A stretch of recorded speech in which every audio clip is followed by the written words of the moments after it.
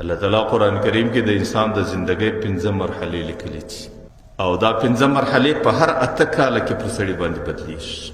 اعلموا انما الحیات الدنیا لعب ولهو وزینة وتفاخر بینکم وتکاثر فی الاموال والاملاک. دا اولاد دا 15 درجې دي.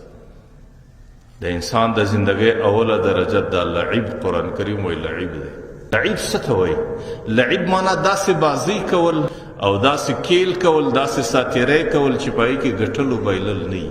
او دا د انسان د زندګۍ په اوله مرحله کې او دا د انسان د پیدایښت چې انسان د پښو پل واخلي د دې وخت څخه شروع کیږي در 8 کالو پورې. در 8 کالو پورې تاسو لیدلی ماشومان چې راسي د باندې، نو د باندې څوک انجونې دي، الکوان دي، کشتي ماشومان دي، څوک کورونه په خارو کې جوړي، څوک څه جوړي، څوک څه جوړي.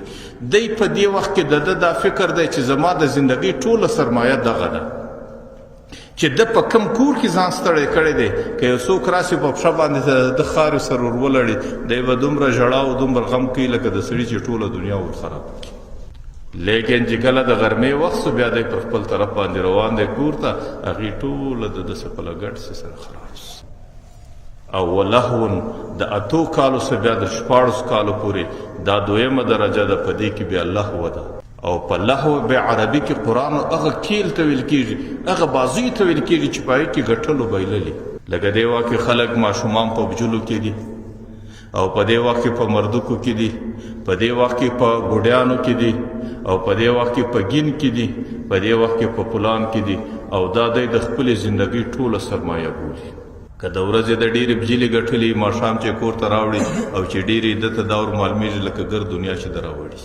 او چې چیرې هغه بجلې د بایللي، دی خالي لاس کور ته راسي، دی دونه پریشانه دی لکه د ټولې دنیا چې د لاسه ختلي.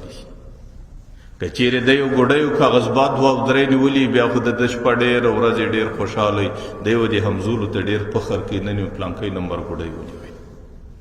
او که چیرې هغه ګوډی د لاسه څخه خطا وتلی، خطا سوی، بیا خو دی دومره پریشانه دی لکه ټوله دنیا چې د لاسه وتلي. حالانکه په دغه دورانیه کې، په هر دورانیه کې چې دته د زندګۍ مخکینی دورانیه ور په یاد کې دله پر ځان باندې خندا ورسي، هغې د پالتو ژوند معلوم سي. اوس دغه دویم 8 کاله د 8 کالو څخه د 14 کالو پورې که ته ماشوم ته وایې چې هغه په ماشوموالي چې تا کور کاڼوي کولې، هغه چې تا د خاورو خونې جوړولې، هغه په خاورو کې چې تا کورونه و بازۍ کولې، هغې څنګه زندګي و. دله پر ځان باندې خندا ورسي چې دغه نو ما څه کول، دا زما څومره پالتو او ضایع زندګي وه. لیکن دریمه درجه چې د دا هغې راورسېده، وزینتون، دریمه د انسان د زندګۍ زینت درجه ده. او زینت درجه شروع کېږي د 1419 بیا در 24 کالو پورې. په دې وخت کې د انسان په هیڅ شي کې بیا سوچ نه دی بند. صرف د انسان زندګي دې حد ته راورسېږي چې زما د سر ویښتان ډېر ښایسته وي، او زما پر ویښتانو د سربیره خولۍ ډېره ښایسته وي، او زما د بدن لباس ډېر ښایسته وي، او زما د په پښو باندې چوټې ډېرې ښایسته وي، او زما د ښایسته بوټونه وي، او زه د پامزولو کې ښه وایسېږم، او زه د پامزولو کې ښایسته معلوم سم. بس د ده د زندګۍ ټوله مقصد دغه دی. 4مه درجه چې راورسېده قرآن کریم وایي وتفاخر بینکم. د 24 کالو څخه ونیسئ در 30 کاله پورې د انسان زندګي ټوله تفاخر وګرځي. بیا د سړي نه په زینت او په ښایست کې سوچ بند دی. بیا د سړي نه په هغه لهو لعب کې، په هغه کیلو بازۍ کې سوچ بند دی. د سړي په تفاخر کې دی چې زه در تا ښه یم، ته در ما ښه یې، زما خو ښه بیټک دی، ستا که بیټک کمزوری دی، زما ښه سوارلی ده، ستا سره دا رقم سوارلی نسته، او زما ښه دولت دی، ستا سره دا رقم دولت نسته، او زما ښه کور دی، ستا سره دا رقم ښه کور نسته. بس در 30 کالو پورې دی په تفاخر کې. او د 32 کالو څخه ونیسئ اخرنۍ درجه ده، هغه وتکاثر فی الاموال والاولاد.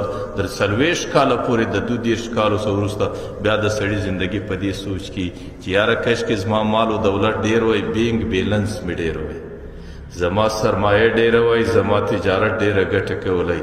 بیا دی فخر کوي دومره مې زامن دي، دومره مې لمسیان دي، موږ په خپل خاندان کې اوس دومره ځوانان یو، او دومره مې غټه کورنۍ ده. دی په زامنو، په اولادونو، په تجارتونو دی فخر کوي.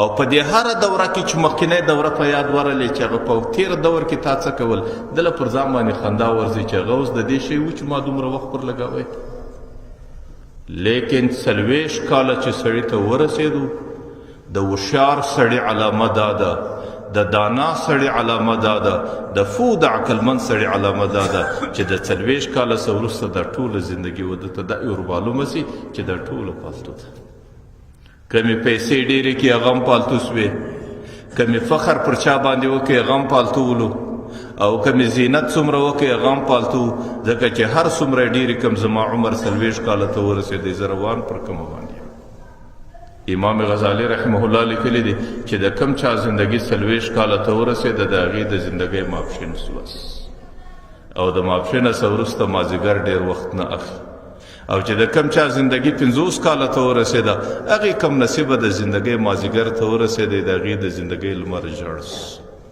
او لمر چې ژړ سي وار په وار شپه درابله ورځ درابله کمزوری کېږي اخر یو داسې ګړی راځي هغه لمر د زندګۍ د دنیا څخه نیهام سي د هغه رقم انسان ته هم هر مازدیګر د لمر پیغام ورکوي چې سړی د زندګۍ لمر دی ژړ دی روان یې د رقم یو سختي لویږي